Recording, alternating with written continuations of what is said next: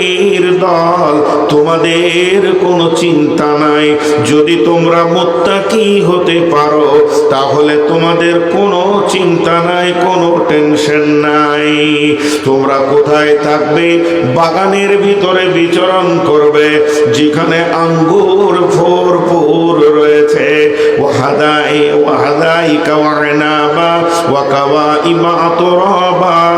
তোমাদেরকে সমবয়স্কা জান্নাতের হুরি নারী দিয়ে তোমাদেরকে আনন্দ দিয়ে দেয়া হবে। সেই জায়গাটা এত আনন্দ, ওই জান্নাতের ভিতরে তোমার স্থান হবে যদি তুমি মুত্তাকি হতে পারো। তাহলে মুত্তাকি হওয়া অনেক লাভ, কিন্তু বায়ান আমার রোজা। আমি আর 1 মিনিট মুত্তাকির কথা বলবো। যারা মুত্তাকি হতে পারবে তাদের কি কি গুণ থাকবে? বিসমিল্লাহির রহমানির রহিম। লাইসাল বিররা আন তুওয়াল্লু উজুহাকুম কিবালাল মাশরিকি ওয়াল মাগরিবি ওয়ালাকিন্নাল বিররা মান আমানা বিল্লাহি ওয়াল ইয়াউমিল আখিরি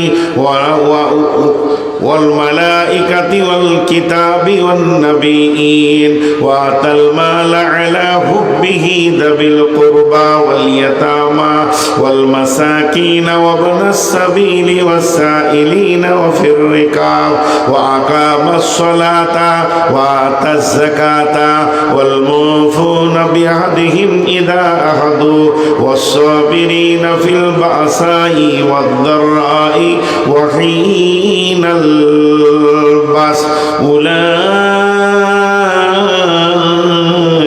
الذين صدقوا وأولئك هم المتقون।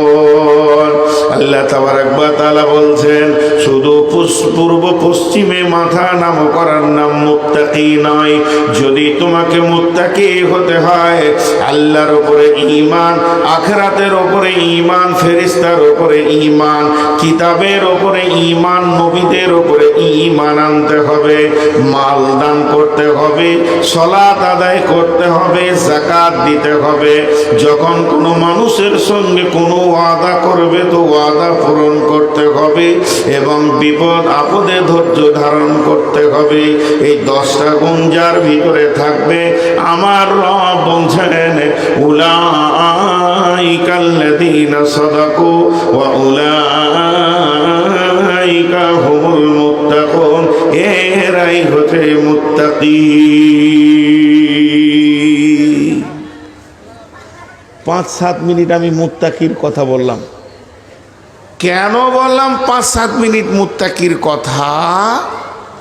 তার একটাই উদ্দেশ্য, সেটা হচ্ছে আল্লাহ বলছে তোদেরকে আমি রোজা রাখাচ্ছি, মুত্তাকি বানাবো। তোদেরকে আমি রোজা রাখাচ্ছি, খেতে দিচ্ছি না, আমি তোদেরকে মুত্তাকি বানাবো। এবার মজাটা লেগে গেছে। আল্লাহ বানিয়ে নেবেন আমাদেরকে। ছোট্ট করে একটা কথা জিজ্ঞেস করব, আপনারা একবার মুখ খুলবেন আল্লাহর ওয়াস্তে। সেটা কি? একটা হলো প্রাইমারি স্কুল 1, 2, 3, 4, বেসিক হলে 5, প্রাইমারি স্কুল। আর একটা হচ্ছে হাই স্কুল। হাই স্কুল বলতে 3টে স্তর: হাই স্কুল, কলেজ, ইউনিভার্সিটি, বিশ্ববিদ্যালয়। ওই দিকটা হচ্ছে বড় ছেলে, এটা হলো ছোট ছেলে। একবার বলেন, সবাই মুখ খুলে বলেন, বড় ছেলে পড়ানো কঠিন না ছোট বাচ্চা পড়ানো কঠিন? সবাই বলেছেন। তা আমি জিজ্ঞেস করলাম, বললেন না কেন? আমি কি আপনাদের কোনো অপরাধ করেছি? আমি তো আপনাদেরকে একটা ছোট্ট কথা জিজ্ঞেস করছি, উত্তর দেবেন। এই খালি তার কাটাটা পার হয়ে গেলে কেমন জবাব দেয় দেখতে হয়। আপনাদের এই ঠোঁটাপাড়া থেকে হাটখোলা, তারাপুর, একদম মনকষা থেকে নিয়ে শিবগঞ্জ থেকে নিয়ে পুরা এলাকা জালসা করেছি আমি। বগলাউড়ি টোগলাগুড়ি, এই পদ্মার ধারে সব গ্রামগুলো, নদীর চড়ে পর্যন্ত জালসা করেছে।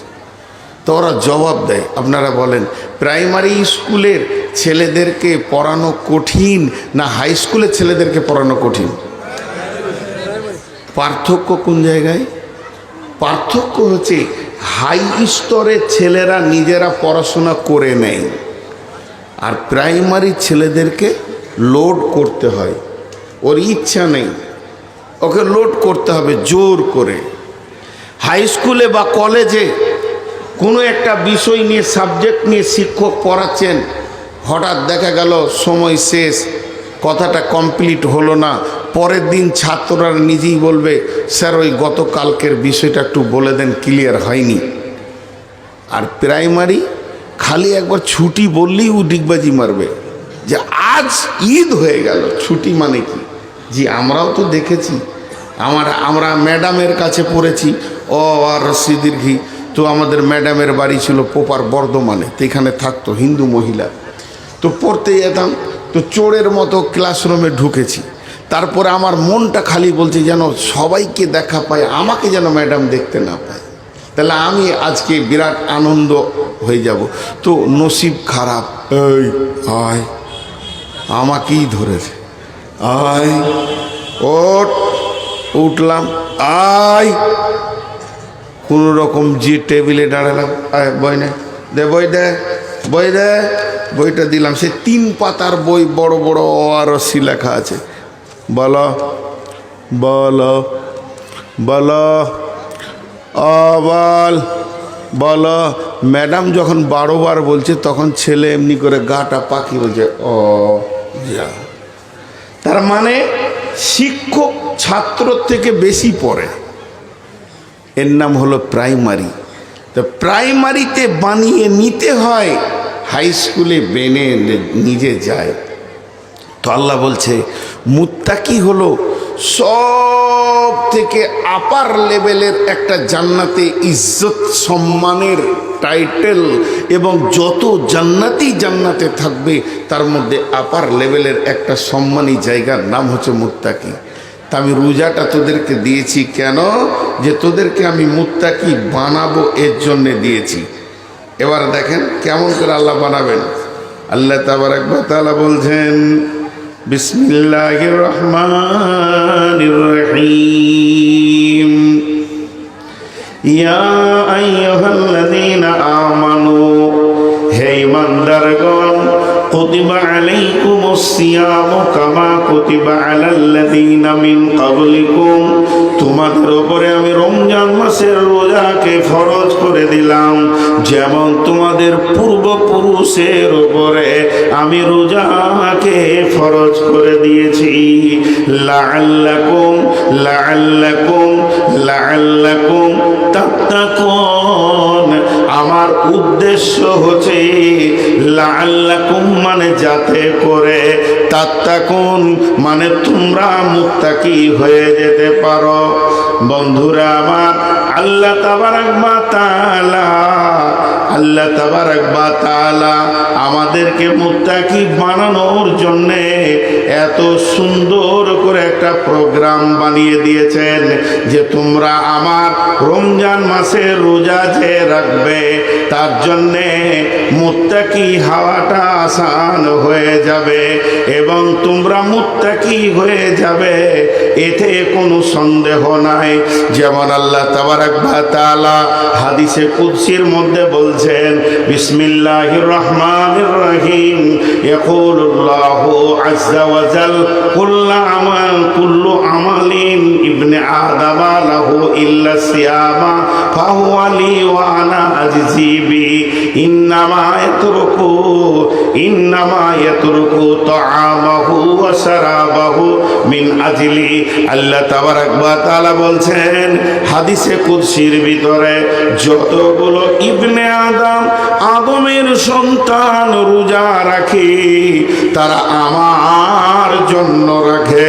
যারা রোজা রাখে তারা আমার জন্য রাখে, যারা রোজা রাখে তারা আমার জন্য রাখে এবং তাদের রোজার বদলা অন্য কিছু নয়, তাদের রোজার বদলা আমি আল্লাহ নিজেই তাদের বদলা।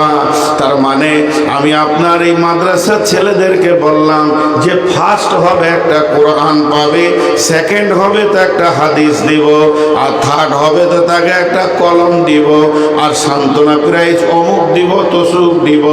এতগুলো প্রাইজের ঘোষণা করলাম, আর তারই ভিতরে বললাম যদি কেউ 5000 হাদিস মুখস্থ শোনাতে পারে তাকে আল্লাহকে দিয়ে দিব। মানে আল্লাহও একটা নিজেই প্রাইজ। এটা আমি বোঝানোর জন্য বললাম, উদাহরণ দিলাম। তেমনি আমার আল্লাহ বলছেন যারা খাওয়া ছেড়ে দেয়, পান করা ছেড়ে দেয়, তারা আমার জন্যে ছাড়ে, অন্য কারোর জন্যে ছাড়ে না।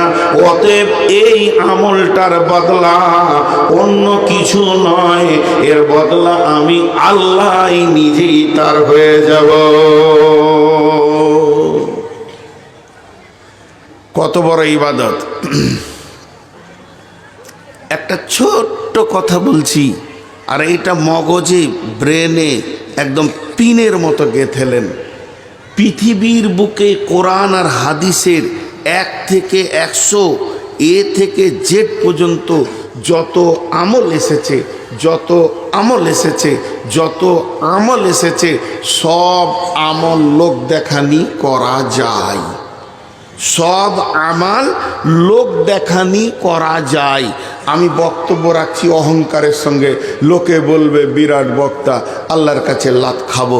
আমি সুর করে কোরআন শরীফ পড়ছি এমন সুন্দর করে, লোকে বলবে কারি, আল্লাহর কাছে লাত খাবো।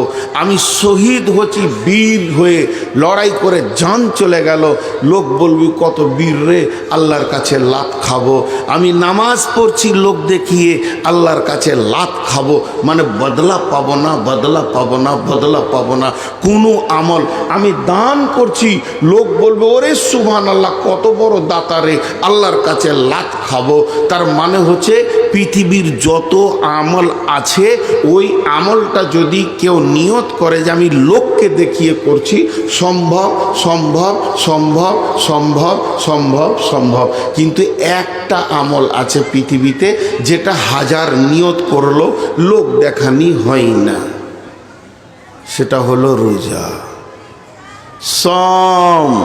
আল্লাহ বলছে যারা খায় না, পান করে না, তারা আমার জন্যই করে না। যারা খায় না, পান করে না, তারা আমার জন্যই করে না। একটা উদাহরণ দিচ্ছি, বুঝাবার জন্য বলছি।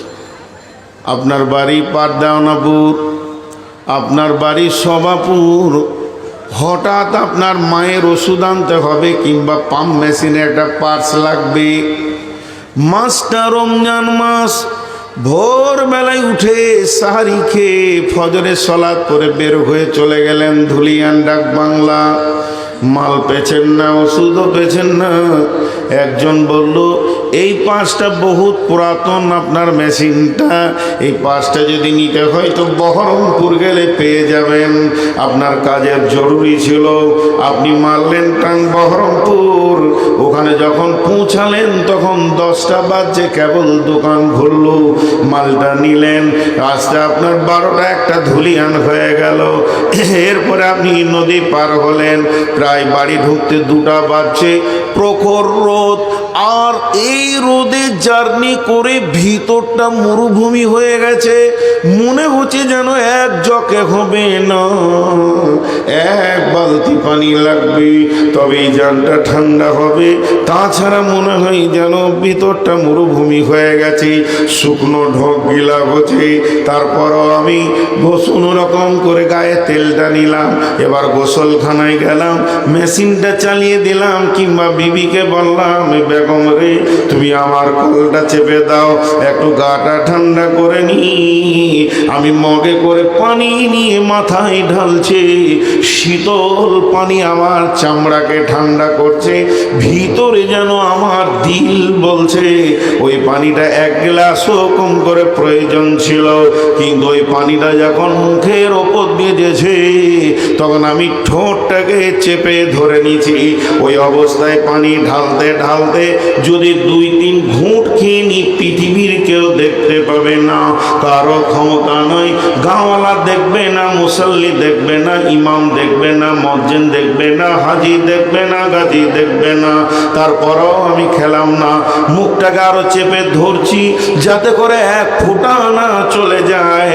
এরপরে আমার গোসল হয়ে গেল, সালাত আদায় করলাম। বিবিকে বললাম তুমি বাইরে থাকো, আমি একটু ঘরের ভিতরে ফ্যানটা চালিয়ে দিই। ফ্যানটা ঘুরতে শুরু করলো আর চুপ করে বিছানায় শুয়ে গেলাম। চৌকির নিচে মাছ আছে, মাংস আছে, ভাত আছে, রুটি আছে, ফ্রিজে কোল্ড ড্রিঙ্কস আছে, কলা আছে, আপেল আছে, আঙ্গুর আছে, জুস আছে, সমস্ত খাবারের ভান্ডার রয়েছে। ঘরের ভিতরে কেউ নাই, আব্বা নাই, মা নাই, বিবি নাই, সন্তান সন্ততি নাই। দরজা লাগানো আছে, হুড়কাও লাগিয়ে দিতে পারবো, সমস্ত কিছু ক্লিয়ার। এরপরও আমার মন বলছে না যে এক ঘট ফ্রিজের পানি পান করে নি। এটা কেন বলছে না? একমাত্র আমার দিল বলছে, আমার আল্লাহ দেখছে। এখন যদি আমি একটা আঙ্গুরও খেয়ে নি, সারা পৃথিবী না দেখলো আল্লাহ দেখছে। এই জন্য আমার আল্লাহ বলছেন নিশ্চয় আমার গোলাম খাওয়া পান করা ছেড়েছে, আমার জন্যই ছেড়েছে। যদিও মানুষকে দেখিয়ে রোজা রাখতো তাহলে গোপনে পেট ভরে খেয়ে নিত, সমাজে বলতো আমি রোজা রেখেছি, পৃথিবীর কেউ জানতো না। রোজাদারের সম্মানটা ওকে দেওয়া হয়ে যেত, কিন্তু একমাত্র রোজা রেখেছে তো আমার জন্যই রেখেছি। এখন আপনাদেরকে আমি ছোট করে প্রশ্ন করব, বলেন লোকটা পরেজগার হয়েছে কি হয়নি? মুখ খোলেননি, কিন্তু আরেকবার প্রশ্ন করছি, আপনারা বলেন ওই লোকটা আল্লাহর ভয়ে পরেজগার হয়েছে কি হয়নি? বাস আল্লাহ ওইটাই চাইছে, আল্লাহ ওইটাই চাইছে যে আমাকে ভয় করে কাজ কর সারা জীবন। এটা 1 মাস খালি ট্রেনিং করাতে আসছে, ট্রেনিং। জি, এই জন্যে না খাওয়ার ইবাদত, কিন্তু এটা কষ্ট। রোজা রাখতে অনেকে বলে কষ্ট লাগে না, তাহলে লাগে না তো কি হলো? লাগে বলি তো নেকিটা পাবো রে বাবা। কষ্ট, আমরা কি হব আমরা জানি না, আল্লাহ জানেন। একটা উদাহরণ দিয়ে আবার 3খানা পর চমক উদাহরণ দিব। 3টে উদাহরণকে শুনবেন, গোটা রোজাটা জেহেনে ঢুকে যাবে। তারপর আমি হাদিসের দিকে যাব। 3টে উদাহরণ। নাম্বার 1, এই যে রাস্তায় আসছিলাম, কোন দিকের রাস্তা সব হুঁশ দিশে চলে গেছে, ঘাটে থেকে যে রাস্তাটাই আসলাম, তো রাস্তায় 2 জায়গায় ইটের ভাঁটা দেখলাম, ইটের ভাঁটা। ওগুলো মাদ্রাসার ছাত্র মনে হচ্ছে যারা দাঁড়িয়ে আছে। কোন মাদ্রাসার গো? শোভাপুরের না দেওনাপুরের না নদীর ওই পার থেকে এসছে। এইটি দাঁড়িয়ে আছে কেন? এই তোমরা দাঁড়িয়ে আছো কেন? ওই দাঁড়িয়ে আছো কেন তোমরা? আজীব ব্যাপার, লজ্জাও নাই কিছু নেই। আপনাদের বিরক্ত লাগছে নাকি? 3 জন বললে খালি, এরা মুখ খুলে না কেন? এদের মেয়েগুলিই ভালো, চোপার জোর খুব আছে, তাহলে 1 মিনিট বন্ধ হয়নি। এতগুলি লোক মুখ খুলছেন, আপনাদের বিরক্ত লাগছে? তাহলে একটা বিষয়ের উপরে কথা বলছি, তো 3টে উদাহরণ দেবো। 3টে। কাকে ডাকছে? ঠিক মনে হচ্ছে মারবে নাকি, ভয়ও লাগছে। আচ্ছা, আনিকুল কোথা গেল? আবার মনে পড়েছে আমাকে। হ্যাঁ, দেখে দেন না, দেখে দেন, ডাকেন ডাকেন একবার। এই আনিকুল বাবু, একবার এসো, শোনার দরকার আছে, তোমাকে একটা জিনিস আনতে বলবো আমি। অন্য কাউকে বলছি না, ভালোবাসছি তো আসতো না। আনিকল তুমি তো শব্দ শুনতে পাচ্ছ না, এসো কোথায় আছো? আর মহিলা মহল কথা বোধহয় বুঝতে পারছে না বাংলা কথা নাকি? মাথা খারাপ, কতদিন পর দেখা। মহিলা মহলে মা বোনদের কাছে আবেদন রাখছি যে হয়তো বক্তার বাংলা কথা বুঝতে পারা যাচ্ছে না নাকি, এত আওয়াজ আসছে এখানে যে বিদ্যুটে আওয়াজ আসছে। বাস চুপ হয়ে গেল। আপনি রাখেন, ও জিনিসটাই এরকম। আমাকে বাংলাদেশে এক স্কুলের মাস্টার আমার কানে এসে বলছে, হুজুর মেয়েগুলোকে চুপ করিয়ে দেন তো। তা বললাম মাথা খারাপ, আমার নিজের বই চুপ থাকে না, ফের লোকের বউকে চুপ করাবো। আমার বউকে যদি চুপ হতে বলি তো 20টা বলে। তো যাকে আমি ভালোবাসি, খাওয়াই, কাপড় দিই, চিকিৎসা ওষুধ দিই, সেই আমার কথা শুনে না, লোকের বউ শুনবে। ওই জন্য আর মেয়েদেরকে চুপ করতে বলি না। হ্যাঁ, আল্লাহ ভালো জানে যে ও যে চিল্লাইছে, যে মেয়েটা, ওর স্বামীকে যদি পেতাম তো 2টো জিলাপি খাওয়াইতাম। গরিব মানুষ, বেশি পারবো না, 2টো জিলাপি খাওয়াইতাম। বলে কেন? আমি 10 মিনিট ওকে সহ্য করতে পারছি না, ও আছে কি করে ওকে নিয়ে? হ্যাঁ, সংসার করছে কি করে ওইরকম মেয়েকে নিয়ে? আল্লাহ